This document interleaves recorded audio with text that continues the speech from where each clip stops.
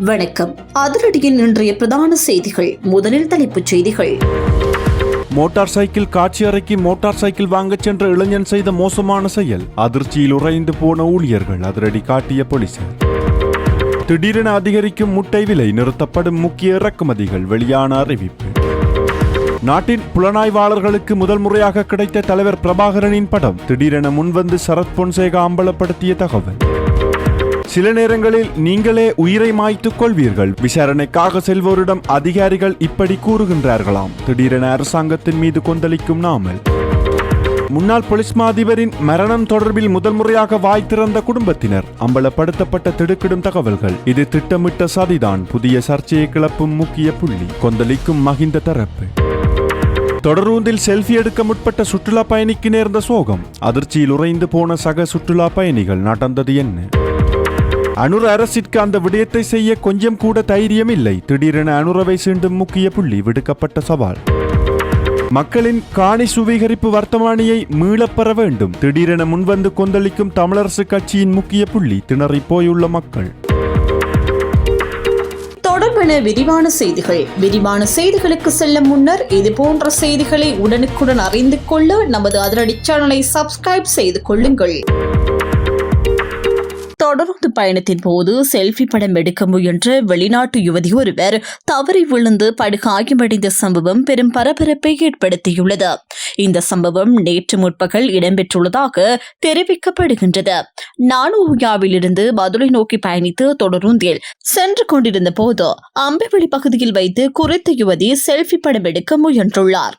அப்போது அவர் தொடரூந்திலிருந்து தவறி கீழே விழுந்ததாக ஆரம்பகட்ட விசாரணைகளில் தெரிய வந்துள்ளது.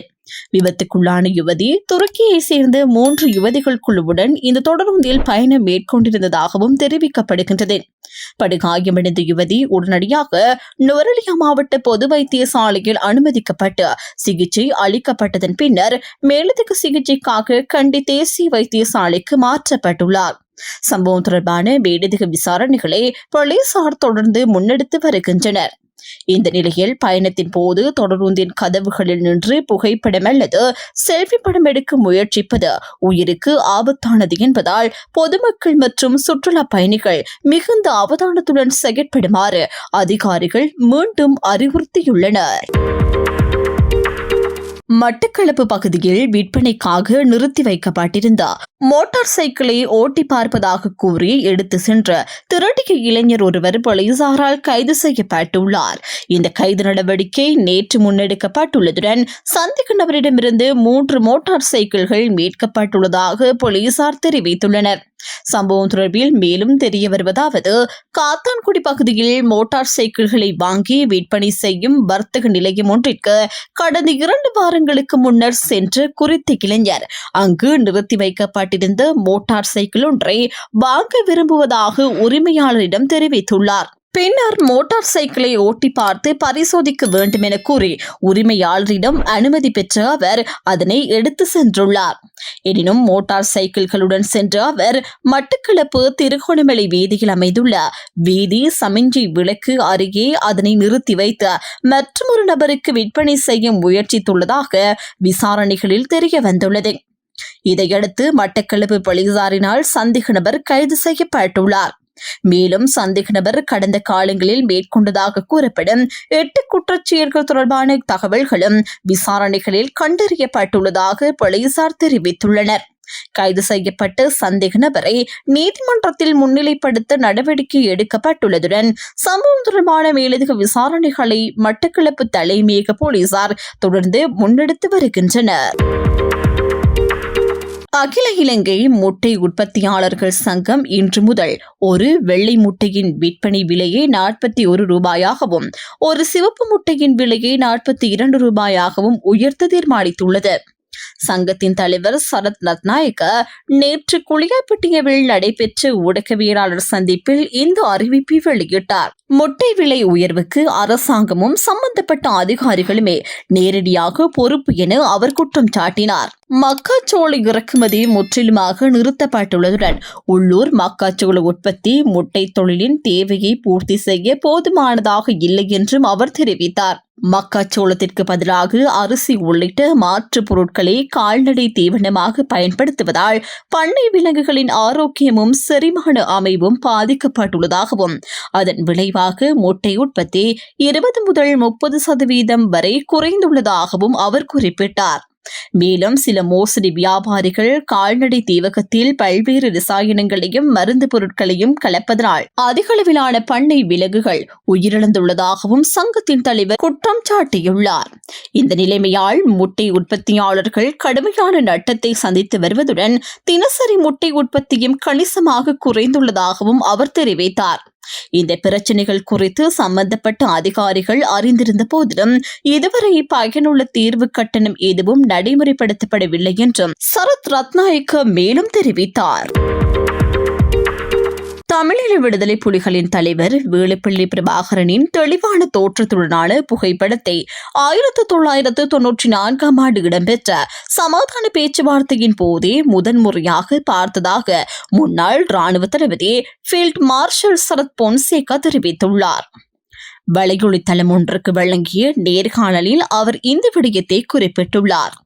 அவர் மேலும் தெரிவிக்கையில், தமிழீழ விடுதலை புலிகளின் தலைவர் வேலுப்பிள்ளை பிரபாகரனை நேரில் பார்க்க வேண்டும் என்ற விருப்பம் தனக்கு ஒருபோதும் இருந்ததில்லை என அவர் தெரிவித்தார். ஒரு ராணுவ தளபதியாக பிரபாகரனின் செயற்பாடுகளை முடிவுக்கு கொண்டு வர வேண்டும் என்ற நோக்கம் இருந்ததாகவும் ஆனால் தனிப்பட்ட முறையில் அவரை அழிக்க வேண்டும் என்ற எண்ணம் இருந்ததில்லை என்றும் அவர் கூறினார். ராணுவ தளபதியின் பணி ஒருவரின் தலையில் துப்பாக்கியால் சுடுவது அல்ல, அது ராணுவ நடவடிக்கைகளை வழிநடத்துவதுதான் என சரத் பொன்சேகா குறிப்பிட்டார். மேலும் ஆரம்ப காலங்களில் பிரபாகரன் உள்ளிட்ட விடுதலை புலிகளின் தலைவர்கள் இந்தியா உள்ளிட்ட நாடுகளில் தலைமறைவாக வாழ்ந்ததால் அவர்களை நேரடியாக சந்திக்கும் அல்லது மோதும் வாய்ப்புகள் ஏற்பட்டிருக்கலாம் என்றும் அவர் தெரிவித்தார். 1994 ஆண்டு ஆரம்பிக்கப்பட்ட சமாதான பேச்சுவார்த்தையின் போது தான் பிரபாகரின் உண்மையான தோற்றத்தை வெளிப்படுத்தும் தெளிவான புகைப்படம் புலனாய்வு பிரிவினருக்கு கிடைத்ததாகவும் அவர் குறிப்பிட்டார். அதற்கு முன்னர் பிரபாகரனின் அடையாளம் தொடர்பில் தெளிவான புகைப்படம் ஒன்று கிடைக்கவில்லை என்றும் அவரது சாதாரணதர பரீட்சை அடையாள அட்டையில் இருந்த புகைப்படமே புலனாய்வாளர்களிடம் இருந்ததாகவும் சரத் பொன்சேகா தெரிவித்தார். அதன் பின்னர் பிரபாகரன் இந்தியாவில் இருந்த காலப்பகுதியில் எடுக்கப்பட்ட தெளிவான புகைப்படம் ஒன்றையே முதன்முறையாக பார்த்ததாகவும் அவர் மேலும் தெரிவித்துள்ளார். முன்னாள் போலீஸ் மா அதிபர் CD விக்ரமரத்னவின் மரணம் தொடர்பாக புதிய தகவல்கள் வெளியாகியுள்ள நிலையில் இந்த சம்பவம் துப்பாக்கி தவறுதலாக வெடித்ததால் ஏற்பட்ட விபத்தாக இருக்கலாம் என்ற சந்தேகத்தையும் அவரது நெருங்கியவர்கள் முன்வைத்துள்ளனர். இந்த மரணம் தொடர்பான இறுதி நீதி மருத்துவ அறிக்கை விரைவில் நீதிமன்றத்தில் சமர்ப்பிக்கப்பட உள்ளதாக தெரிவிக்கப்படுகின்றது. கடந்த வெள்ளிக்கிழமை காலை தனது மனைவியுடன் வழக்கமான நடைபயிற்சிக்கு செல்ல தயாராகிக் கொண்டிருந்த போது இந்த சம்பவம் இடம்பெற்றதாக கூறப்படுகின்றது. சம்பவம் நடந்த நேரத்தில் அவரின் தனிப்பட்ட பாதுகாப்பு அதிகாரி அருகில் இருந்ததாகவும் அதிகாரியிடம் இருந்து சேவை துப்பாக்கியை பார்வையிட விரும்பியதாகவும் தகவல்கள் தெரிவிக்கின்றன. அதன் பின் பாதுகாப்பு அதிகாரி துப்பாக்கியிலிருந்து மகசினை அகற்றி அவரிடம் கொடுத்ததாகவும் சில நொடிகளுக்கு பின்னர் திடீரென துப்பாக்கி சத்தம் கேட்டதாகவும் ஆரம்பகட்ட விசாரணைகளில் தெரிய வந்துள்ளது. மார்பில் துப்பாக்கி காயத்துடன் கிடந்த முன்னாள் போலீஸ் மா அதிபர் உடனடியாக முல்லேரியா வைத்தியசாலைக்கு கொண்டு செல்லப்பட்ட போதிலும் அவர் ஏற்கனவே உயிரிழந்திருந்ததாக மருத்துவர்கள் தெரிவித்துள்ளனர். சம்பவம் தொடர்பான உடற்கூற்று பரிசோதனை நடத்தப்பட்டுள்ளதுடன் மேலதிக ஆய்வுகளுக்காக மாதிரிகளும் சேகரிக்கப்பட்டுள்ளன. எதிர்வரும் நீதிமன்ற விசாரணையில் மரணத்திற்கான துல்லியமான காரணம் அடங்கிய நீதி மருத்துவ அறிக்கை சமர்ப்பிக்கப்பட உள்ளது. ஆரம்பத்தில் இந்த சம்பவம் தற்கொலை என தெரிவிக்கப்பட்டிருந்தாலும் பின்னர் வெளியிடப்பட்ட அதிகாரப்பூர்வ தகவலில் துப்பாக்கிச் சூட்டு காயத்தால் உயிரிழந்ததாக மட்டுமே குறிப்பிடப்பட்டுள்ளமை கவனிக்கத்தக்கது. தற்போது இந்த மரணம் தொடர்பாக 2 போலீஸ் விசாரணை குழுக்கள் விசாரணைகளை முன்னெடுத்து வருகின்றன. வீட்டிலிருந்த கண்காணிப்பு கேமரா காட்சிகளும் ஆய்வு செய்யப்பட்டு வருகின்றன. ஆரம்பகட்ட விசாரணைகளில் வீட்டுக்குள் வலுக்கட்டாயமாக யாரும் நுழைந்ததற்கான ஆதாரங்கள் எதுவும் கிடைக்கவில்லை என தெரிவிக்கப்பட்டுள்ளது. மேலும் பொதுவாக துப்பாக்கி மூலம் உயிரை மாய்த்துக் கொள்ளும் சம்பவங்களில் தலையில் காயம் காணப்படுவது வழக்கமாக இருந்தாலும் இந்த சம்பவத்தில் மார்பில் கொண்டு பாய்ந்த பாய்ந்திருப்பது விசாரணையில் முக்கிய அம்சமாக கருதப்படுகின்றது. எனினும் இதன் அடிப்படையில் எந்த முடிவுக்கும் வர முடியாது என்றும் முழுமையான நீதி மருத்துவ மற்றும் பாலிஸ்டிக் ஆய்வு அறிக்கைகளின் பின்னரே இறுதி முடிவு எடுக்கப்படும் என்றும் நிபுணர்கள் தெரிவித்துள்ளனர். இதற்கிடையில் முன்னாள் போலீஸ் மா அதிபர் உயிரை மாய்த்துக் கொண்டார் என்ற கருத்தை அவரது குடும்பத்தினர் மறுத்துள்ளனர். சம்பவத்திற்கு முன்னைய நாட்களிலும் அவர் வழக்கம் போல் உற்சாகமாக இருந்ததாகவும் கண் பரிசோதனை, நண்பர்களை சந்தித்தல் மற்றும் குடும்ப நிகழ்வுகளில் பங்கேற்பது உள்ளிட்ட எதிர்கால திட்டங்களையும் வைத்திருந்ததாகவும் அவர்கள் தெரிவித்துள்ளனர். அதேபோல் குடும்ப பிரச்சனைகள் காரணமாக அவர் மன அழுத்தத்தில் இருந்ததாக சமூக ஊடகங்களில் வெளியான தகவல்களையும் குடும்பத்தினர் நிராகரித்துள்ளனர். மேலும் அவரது மகன் தொடர்பில் பரவி வரும் தகவல்களும் உண்மையற்றவை என குடும்பத்தினர் தெரிவித்துள்ளனர்.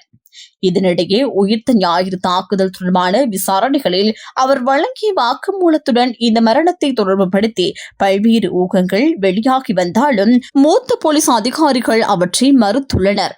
அவர் வழங்கிய வாக்குமூலம் ஏற்கனவே நீதிமன்றத்தில் பதிவாகி இருந்ததாகவும் அதில் புதிய அல்லது அதிர்ச்சியூட்டும் தகவல்கள் எதுவும் இடம்பெறவில்லை என்றும் அவர்கள் தெரிவித்துள்ளனர்.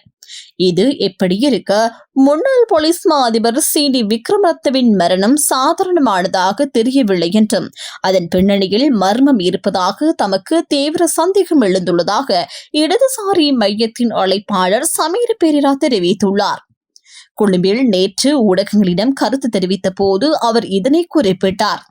அவர் மேலும் தெரிவிக்கையில், உயிர்த்த ஞாயிறு பயங்கரவாத தாக்குதல் தொடர்பான விசாரணைகளில் முன்னாள் போலீஸ் மா அதிபர் CD விக்ரமரத்ன முக்கியமான சாட்சியங்களை வழங்கியிருந்தார் என்று கூறினார். குறிப்பாக சாரா ஜஸ்மின் தொடர்பான DNA பரிசோதனையை மீண்டும் மேற்கொள்ள வேண்டாம் என தமக்கு கடுமையாக அழுத்தங்கள் வழங்கப்பட்டதாக அவர் தெரிவித்திருந்ததாகவும் இவ்வாறான முக்கிய விடயங்களை வெளிப்படுத்திய சில நாட்களிலேயே அவர் உயிரிழந்தமை பல்வேறு சந்தேகங்களை ஏற்படுத்துவதாகவும் சமீர பெரேரா தெரிவித்தார். கடந்த நாட்களிலும் முக்கிய வழக்குகளில் சாட்சியம் அளித்த சிலர் தற்கொலை செய்து கொண்ட சம்பவங்கள் இடம்பெற்றுள்ளதாகவும் அதே வரிசையில் இந்த மரணத்தையும் மிகவும் கவனமாக விசாரிக்க வேண்டிய அவசியம் இருப்பதாகவும் அவர் தெரிவித்தார். மேலும் நாட்டில் ஒரு நிழல் அரசு இன்னும் செயல்பட்டு வருகிறதா என்ற சந்தேகம் எழுவதாகவும் முக்கிய சாட்சியங்களை திட்டமிட்டு அகற்றும் நடவடிக்கைகள் இடம்பெறுகின்றனவோ என்ற கேள்வியும் எழுந்துள்ளதாகவும் அவர் கூறினார். எனவே முன்னாள் போலீஸ் மா அதிபர் CD விக்ரமரத்னவின் மரணம் தொடர்பில் சுயாதீனமான, முழுமையான மற்றும் வெளிப்படையான விசாரணை நடத்தப்பட வேண்டும் என்றும் அவர் வலியுறுத்தினார். அத்துடன் ஒரு குறிப்பிட்ட குடும்பத்துடன் தொடர்புடையதாக அவர் குற்றம் சாட்டிய 2 ஊடக நிறுவனங்கள் இந்த மரணத்தை ஆரம்பத்திலேயே தற்கொலையாக சித்தரிக்க முயன்றதாகவும் அந்த நடவடிக்கையும் தமது சந்தேகத்தை மேலும் வலுப்படுத்துவதாகவும் சமீர பெரேரா தெரிவித்துள்ளார். சில உயர் அதிகாரிகளிடம் வாக்குமூலம் பதிவு செய்யும் போது நீங்களும் உயிரை மாய்த்துக் கொள்ள வேண்டிய நிலை வரும் என அச்சுறுத்தல்கள் விடுக்கப்படுவதாக ஸ்ரீலங்கா பொதுஜன பெரமுனவின் தேசிய அமைப்பாளரும் நாடாளுமன்ற உறுப்பினருமான நாமல் ராஜபக்ச தெரிவித்துள்ளார். கேகாலி பகுதியில் நடைபெற்ற நிகழ்வொன்றில் கலந்து கொண்டு உரையாற்றிய போதே அவர் இந்த கருத்துக்களை வெளியிட்டார்.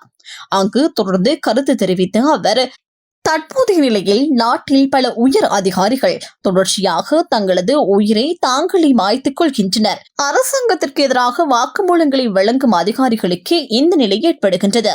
சில அதிகாரிகளிடம் வாக்குமூலம் பெறும் இடங்களிலேயே நீங்களும் உயிரை மாய்த்துக் கொள்ளும் நிலை ஏற்படும் என அச்சுறுத்தல்கள் விடுக்கப்படுகின்றன. அவ்வாறான அச்சுறுத்தல்களுக்கு உள்ளானவர்களும் பின்னர் தங்களது உயிரை மாய்த்துக் கொண்டுள்ளனர். இந்த விடயம் தொடர்பில் சுயாதீனமான மற்றும் முழுமையான விசாரணைகள் முன்னெடுக்கப்பட வேண்டும். அரசாங்கம் மக்கள் ஆணையை மீறி அடக்குமுறைகள் மூலம் ஆட்சியை தொடர முடியும் என நினைத்தால் அது தவறான எண்ணமாகும்.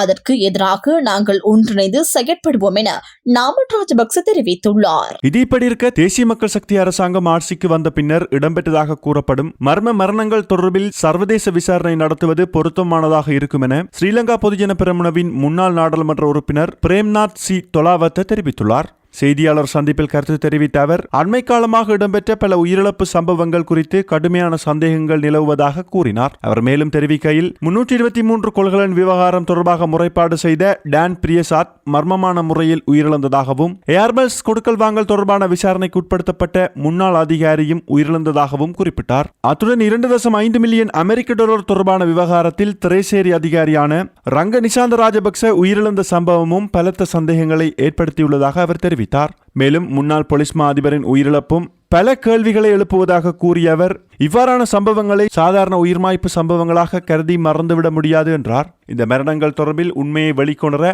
அரசாங்கத்தால் முழுமையான உள்நாட்டு விசாரணைகள் நடத்த முடியாவிட்டால் FBI போன்ற சர்வதேச விசாரணை அமைப்புகளின் உதவியுடன் சுயாதீன விசாரணை நடத்த வேண்டும் என வலியுறுத்தியுள்ளார். மாகாண சபை தேர்தலை நடத்துவதற்கு அரசாங்கம் இதுவரை எந்தவிதமான வினைத்திறனான நடவடிக்கைகளையும் முன்னெடுக்கவில்லை என ஐக்கிய மக்கள் சக்தியின் பொதுச் செயலாளர் ரஞ்சித் மத்தும பண்டாரு நாடாளுமன்ற உறுப்பினர் தெரிவித்துள்ளார். மாகாண சபை தேர்தல் தொடர்பில் ஊடகங்களுக்கு கருத்து தெரிவித்த போதே அவர் இந்த குற்றச்சாட்டை முன்வைத்துள்ளார். அவர் மேலும் தெரிவிக்கையில் மாகாண சபை தேர்தலை நடத்துவது தொடர்பில் அரசு காலத்தை இழுத்தடிக்கும் நடவடிக்கைகளையே முன்னெடுத்து வருவதாக தெரிவித்தார். மாகாண சபை தேர்தலை விரைவாக நடத்துவோம் என அரசாங்கம் மேடை பேச்சுகளில் மாத்திரமே கூறி வருகின்றது. ஆனால் நடைமுறையில் அதற்கான எந்த நடவடிக்கைகளும் இடம்பெறவில்லை. தேர்தல் தொடர்பில் ஆராயும் நாடாளுமன்ற செயற்குழுவின் நடவடிக்கைகள் மீதும் எமக்கு நம்பிக்கை இல்லை. அந்த செயற்குழுவில் முன்வைக்கப்படும் யோசனைகளை தாமதப்படுத்தும் வகையிலேயே அரசின் செயற்பாடுகள் அமைந்துள்ளன. மாகாண சபை தேர்தலை விரைவாக நடத்தும் உண்மையான நோக்கம் அரசாங்கத்திற்கு இல்லை. மக்கள் மத்தியில் தமக்கு ஆதரவு இருப்பதாக அரசாங்கம் கூறுகின்றது. அவ்வாறு நம்பிக்கை இருந்தால் தைரியமாக மாகாண சபை தேர்தலை நடத்த வேண்டும். தேர்தல் ஒன்றின் மூலமே மக்கள் தங்களது உண்மையான நிலைப்பாட்டை வெளிப்படுத்த முடியும். தற்போதைய அரசாங்கத்தின் மீதான மக்களின் நம்பிக்கை குறைந்துள்ளதால் தேர்தலை மேற்கொள்ள அரசாங்கம் அஞ்சுகின்றது என ரஞ்சித் மத்தும பண்டார தெரிவித்துள்ளார். எனினும் இவை ஐக்கிய மக்கள் சக்தியின் பொதுச் செயலாளர் ரஞ்சித் மத்தும பண்டார முன்வைத்துள்ள அரசியல் குற்றச்சாட்டுகளாகும். வலிகாமம் வடக்கு பகுதியில் மக்களின் காணிகளை உள்ளடக்கி அரசாங்கத்தினால் வெளியிடப்பட்டு காணி சுவீகரிப்பு வர்த்தமானியை மீளப் பெற வேண்டும் என இலங்கை தமிழரசு கட்சியின் பொதுச் செயலாளர் கோரிக்கை விடுத்துள்ளார். தமிழரசு கட்சியின் பதில் தலைவர் CVK சிவஞானத்தின் இல்லத்தில் ஜனநாயக தமிழ் தேசிய கூட்டணியுடன் இடம்பெற்ற சந்திப்பின் பின்னர் ஊடகங்களுக்கு கருத்து தெரிவிக்கும் போதே அவர் இந்த கோரிக்கையை முன்வைத்துள்ளார். அவர் மேலும் தெரிவிக்கையில் வலிகாமம் வடக்கு பகுதியில் ராணுவ வைத்தியசாலை மீள கட்டப்பட்டு வருவது தொடர்பில் கவனம் செலுத்தியுள்ளதாக தெரிவித்தார். ஏற்கனவே வடக்கு காணிகள் தொடர்பான வழக்கில் ராணுவ வைத்தியசாலை அமைக்கப்பட்டுள்ள காணியும் உள்ளடங்குவதாக அவர் குறிப்பிட்டார். வைத்தியசாலை ஒன்றை அமைப்பதற்கு உள்ளூராட்சி மன்றத்தின் கட்டிட அனுமதி பெறப்பட வேண்டும் என்றும் அவ்வாறு அனுமதி பெறப்படாத கட்டிடங்களை அகற்றுவதற்கான அதிகாரம் பிரதேச சபைக்கு இருப்பதாகவும் அவர் தெரிவித்தார். இவ்வாறான நிலையில் அரசாங்கத்தினால் ஏற்கனவே வெளியிடப்பட்ட வடக்கு காணி சுவீகரிப்பு வர்த்தமானியை மீளப்பெற வேண்டும் என கோரிக்கை விடுப்பதாக அவர் கூறினார். மேலும் கொழும்பில் 6 தமிழ் அரசியல் கட்சிகள் ஒன்றிணைந்து எதிர்காலத்தில் முன்னெடுக்க வேண்டிய நடவடிக்கைகள் தொடர்பில் கலந்துரையாடியதாகவும் அவர் தெரிவித்தார். அந்த கலந்துரையாடலில் மாகாண சபை தேர்தலை வலியுறுத்துவது, புதிய அரசியலமைப்பு மற்றும் காணி உரிமம் தொடர்பான விடயங்கள் குறித்து இணக்கப்பாடு எட்டப்பட்டதாகவும் அவர் குறிப்பிட்டார். இலங்கை மக்கள் தொகையில் சுமார் 25% தமிழர்கள் என குறிப்பிட்ட அவர் ஒன்றிணைந்து ஒரு விடயத்தை வலியுறுத்தும் போது அது பலமானதாக அமையும் என்றும் தெரிவித்தார். மேலும் நீண்டகால போராட்டங்களுக்கு மத்தியில் பெற்றுக் கொள்ளப்பட்டு மாகாண பாடசாலைகள் மற்றும் வைத்தியசாலைகளை மீண்டும் மத்திய அரசாங்கத்தின் கீழ் கொண்டுவரும் முயற்சிகளுக்கு எதிராக அனைவரும் ஒன்றிணைந்து குரல் கொடுக்க வேண்டும் என்றும் அவர் வலியுறுத்தினார். இத்துடன் அதிரடியின் இன்றைய பிரதான செய்திகள் நிறைவடைகின்றன. எமது செய்தி தொடர்பான உங்களுடைய கருத்துக்களை மறக்காமல் கமெண்டில் பதிவிடுங்கள். மேலும் இது போன்ற செய்திகளை உடனுக்குடன் அறிந்து கொள்ள நமது அதிரடி சேனலை சப்ஸ்கிரைப் செய்து தொடர்ந்து இணைந்திடுங்கள்.